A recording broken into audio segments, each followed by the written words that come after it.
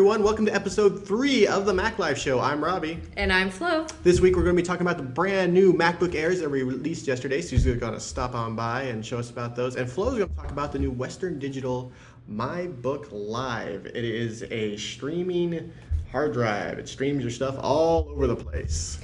And we'll also be discussing yesterday's wondrous Back to the Mac event. So every week we talk about products we think you should know about. This week we're especially excited to be talking about the brand new MacBook Air, and Susie has stopped by and she's going to show us the new MacBook Air. Hey everybody, here's the new MacBook Air. Hi everyone in video land. Alright, we just got these yesterday. They just came out. They're in an Apple store near you. This is the 11.6 inch MacBook Air, which comes in with 64 gigs of all-flash storage for $999. Or this one has 128 gigs of storage, and this will cost you $1199. Those both come standard with 2 gigs of RAM. Apple will upgrade it to 4 gigs of RAM for you for a $100 upcharge. You can't get into it to change the RAM out yourself. Maybe when iFixit takes it apart, they'll find some way to do it, but as far as we know, according to the manual, no. You gotta buy it from Apple. But $100 is pretty reasonable for a RAM upgrade from Apple. It's DDR3 RAM, it's the expensive RAM. So anyway, so yeah, it starts up super fast. Let's watch how fast it starts up. Huh? Yeah, that's what I'm talking about. So yeah, this is the 11.6. It'll take the operating system a second to come up there, but coming up, there it is. And we've also got the 13.3. This is the size that the old MacBook Air was, so they didn't change the size of the keyboard or the screen. They just made it a lot thinner. These puppies are 0.86 inches at the fat end and 0.11 inches at the thin end. So thin. You can open envelopes with them. They're thin as heck. So anyway, we've got both of them. The main differences between them, besides the screen size, is the 13-incher has an SD card slot over here, and the 11-incher does not. So that's a bummer. But they both have full-size keyboards, full-size trackpad. The trackpad on the 13 is a little bigger, but I've been using the 11 and it's still comfortable. The keyboards don't light up like they do on the MacBook Pro, but it's the MacBook Air, so maybe you wouldn't expect it to. They run full Snow Leopard. It's not some watered down OS, hybrid iOS kind of thing. You can fit everything on here. The other thing I like, they don't have an optical drive, so I totally geeked out over this when I found out they give you this tiny little USB stick with the operating system on it if you need to reinstall. That's pretty cool, right? And if you need to put something from an optical disk onto your MacBook Air, you can just put it in the optical drive of any window or Mac you have on the same network, and then you open up a Finder window and it says remote disk, and you can access the disk in the other computer's hard drive. The last MacBook Air did it too. We tested it out, it looks great. So that's the new MacBook Air. It's got 2 USB ports, 1 on each side. They both have mini display out. I tried it out with the new 27-inch LED backlit cinema display. Works great. Doesn't really work in mirroring. You get a low-res version on the second one. But if you want to do it extended mode or use the MacBook Air with the lid closed, works great. They're high-res screens. This 11-inch MacBook Air has more pixels in the screen than the 13-inch MacBook Pro. And this 13-inch MacBook Air has more pixels than the 15-inch MacBook Pro. So the screens look great, they're bright, they're instant on. Apps launch quickly because they're launching from solid-state flash memory instead of a spinning hard drive. We did a speed test in our first look, which is up on the site, and the MacBook Air, the 11-inch MacBook Air with a 1.4 gigahertz Core 2 Duo processor was launching apps faster than my main workhorse work machine, which is a 2.66 gigahertz Core i7 MacBook Pro. So kind of amazing. The MacBook Pro had double the RAM, all the components are better, you think it would be better, but just that one factor of storing the applications and the OS on flash memory made it a million times faster. So we'll be doing a full review in the January issue of MacLife, and of course we'll get that up on MacLife.com as soon as it's ready. Cool. Thanks for stopping by, Susie. These are super duper awesome. I was like, I don't, MacBook Air, it's tiny, netbooks. And then I kept picking this one up, this little small one, and it's like, whoa! It's basically like a square frisbee. If It's it was a circle, you could use it as a frisbee. If I was a globetrotter, I could spin it on my finger. It's really light. You can take it to meetings. It's like if you're going to take a legal pad to a meeting, you could take this instead. So in addition to the MacBook Airs, we're also going to be talking about the Western Digital MyBook Live, and we're going to kick it on over to Flo. With the announcement of the MacBook Air, you're probably now looking for a hard drive solution that you can leave at home and access your files on the go. Well, fortunately, the Western Digital MyBook Live can probably help you do that. It actually doesn't connect through a USB port, it connects through Ethernet. So you have to find the hard drive through your home or office network, and it's actually very easy. Why don't we just take a quick look and see how the Western Digital MyBook Live integrates with your Mac. You can easily access the hard drive through your Mac's Finder window and drag and drop files to your liking. To access your photos from the WD Photos app, all you have to do is drag and drop your photos into the Shared Pictures folder. To install the MyBook Live, Western Digital will package a CD-ROM that will install this nifty little web app. This web app gives you access to the system, the network, utilities, and it'll even update the firmware on your hard drive when needed. To set up remote access, you'll need to set it up from the settings menu in the MyBook Live web app. To do remote access, you'll have to set up a MyONet account, which comes free with the purchase of a new MyBook Live. The MyONet account will enable you to access your photos from the WD Photos app. So the WD Photos app is actually pretty simple. All you have to do is fire it up on your iPad, select the device that's connected to your network, select the photos that are in your WD storage, and then select the photo that you want to share with your friends. You can also view them by album, or you can filter them by date. So the idea of an Ethernet-capable NAS drive works in theory, but the file sharing and photo viewing capabilities aren't the most ideal. The MyONet file sharing service is a little weird, and I don't actually know anybody who uses it. I know that everybody uses Dropbox. If there was some way to integrate that with this hard drive, that would be awesome. But as frustrated as I was setting up the MyONet account, I was at least kind of happy to know that the WD Photos app wasn't a total fluke, that actually I could access all of my photos from on the go. I should also mention that it's not particularly as speedy as USB or FireWire, because if you don't have a gigabit internet connection or an internet router, then you're not going to actually get the 1,000 megabits per second speed that you're supposed to get with an Ethernet connection. So if you're looking for something that's accessible while you're on the go because you have a bunch of tiny computers or a huge home network, then this is definitely something to consider. But if you're looking for something a little more stable, you might want to go with a different portable hard drive. So it's week 3 of DonorsChoose, and Susan's going to fill in on how we're doing. We're kicking butt at DonorsChoose, you guys. I even got an email from DonorsChoose today going, wow, you guys are kicking butt. So it's not just me that thinks that. They've noticed us, they're watching us, all because of you. We have $1,527 donated so far from 51 awesome donors. And that puts us nearly neck and neck with Maximum PC, but they're still edging us out. They've got $1,669, so they're a little over $100, $150 more than us.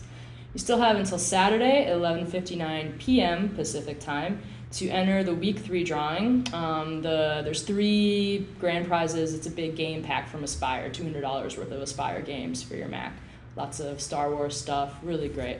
But we also have 2 bonus prize projects, both classrooms looking for Macs, and we picked them in honor of Back to the Mac Week. If you give at least $1 to either of those projects, you're eligible for a bonus prize. I have 30 bonus prizes to give out, and we've had, I think, 15 people. 15 of them have been claimed so far. So there's 15 left. You've got until Saturday.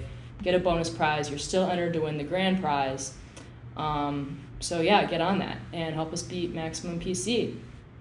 We're putting the links up on the screen for you, and yeah, thank you very much for your support. DonorsChoose is amazing. You'll get thank you notes from the teachers when the prizes are completed, or the projects are completed, which is really, really fun. They keep talking about how this is going to make such a big impact in their classrooms. So feel good about it, give to DonorsChoose, and forward me your receipts, and you'll win fabulous prizes. Yeah, so DonorsChoose, head on over to MacLife, donate, helping the kids, education, rad, you win stuff, router. So yesterday, besides the MacBook Air update, we also got a new iLife and a sneak peek into OS 10, 10.7, Lion. Simba. Not Simba, Lion. So let's talk a little bit about iLife 11, iPhoto. iPhoto 11's out, and full screen editing, which is okay. I liked it already. I got some stuff off of my iPad onto it, and I already like the way it does the tagging feature at the beginning, and the interface is a little different than I'm used to, though. I don't like the new buttons. I'm not too keen on the blue buttons. You're not keen on the blue buttons? No, not really. I like the contextual menus that drop down for all the photos, and the full screen. I switch between apps a lot because I have to be working on a lot of different things, and you're a power user. I'm a power user. I'm just like punching things while I'm working. Yeah. Darn right. So, yeah, that's whatever. But you can email photos right in iPhoto without launching Mail, which is nice, and you can use little templates, and you can send these pretty little photo collages to your friends. Dear Mom, here's my kid. But the sharing, like the Facebook sharing, is also actually really awesome because before you only saw photos that you had shared using iPhoto in iPhoto. Now all of your albums that you have on Facebook are also in iPhoto, so you can adjust all of those albums now from your computer, which is really cool instead of going on to Facebook and messing around. Yeah, iPhoto is so much better than using the Facebook web interface. So much better. So, yeah, so that's actually really cool. So the brand new iMovie, epic trailers. You think it looks a little bit like the iPhone? It looks like the iPhone 4 version. The interface is kind of the same. It looks like it'll be really easy for moms and dads and anybody to just edit videos of everyday things and put up a video on YouTube instantly. Yeah, and the timeline actually helps you transition to, Final Cut Express, Final Cut Pro. If you want to start using Avid or Premiere, you can also do that. Enhanced audio editing, which is nice, especially when you consider how many problems we've had of our audio. Or if somebody accidentally screams really loudly and then the microphone catches it and just totally blows it out loud. Yeah, and that's and scaring grandmother when you send her a YouTube video of that. That's not cool. Epic trailers. Awesome. People are, I'm going to make a movie, I'm going to make a movie. They never make a movie. But the trailer thing is actually really cool because it's really a template, but everyone's going to be able to make it, and you'll finally make something from all that footage you took of the time you went to the river. It's a good Saturday afternoon, it's rainy, there's nothing to do type of project. Let's make an epic trailer. Now I want to make an epic trailer. Dun, dun, dun, dun, dun.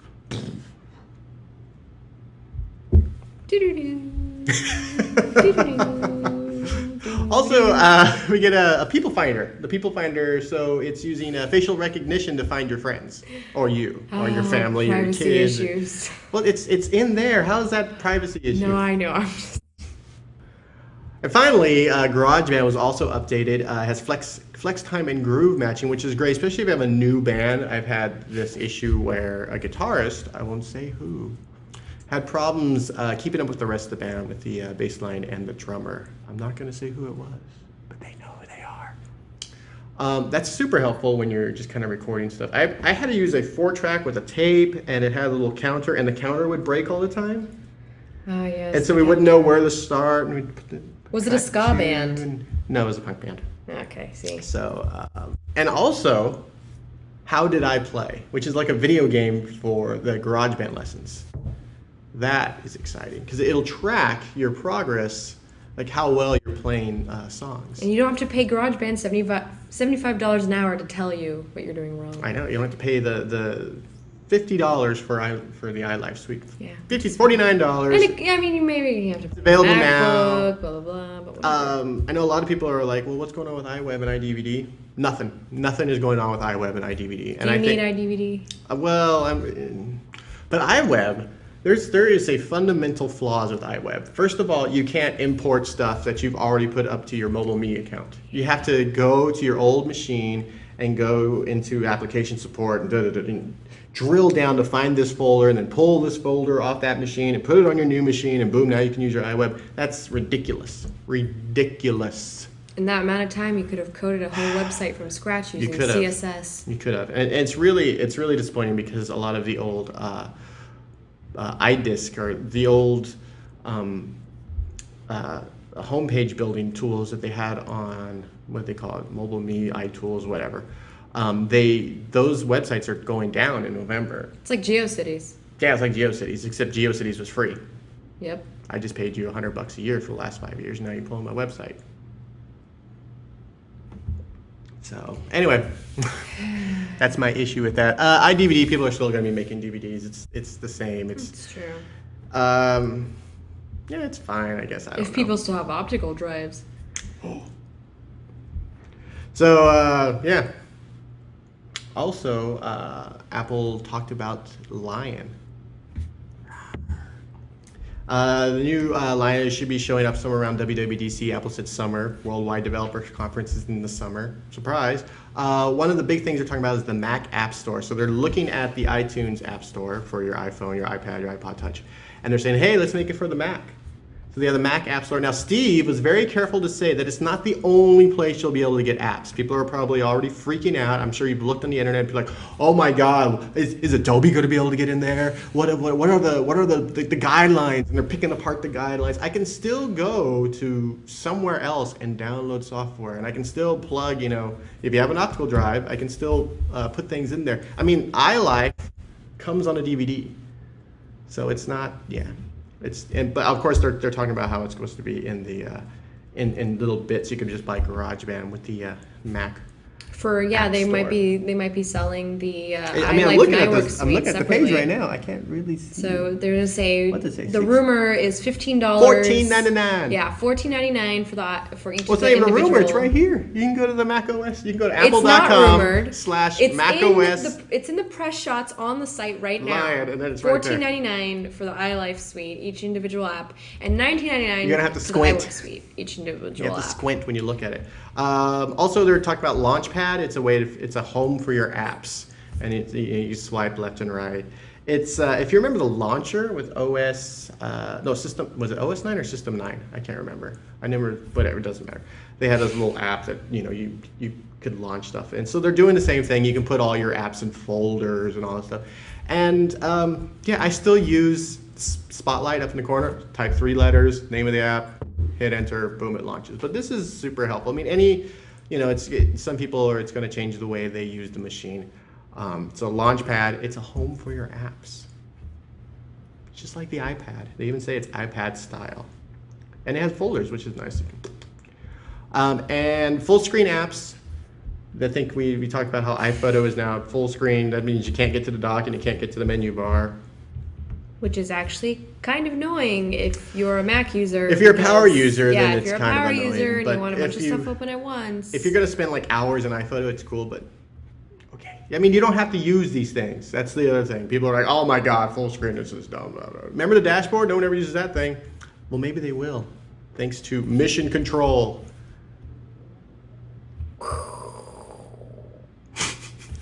Mission Control. So it's what they did is they got expose, spaces, dashboard, and full screen apps. They got them together in a room, and then a little baby came out, and that little baby is Mission Control.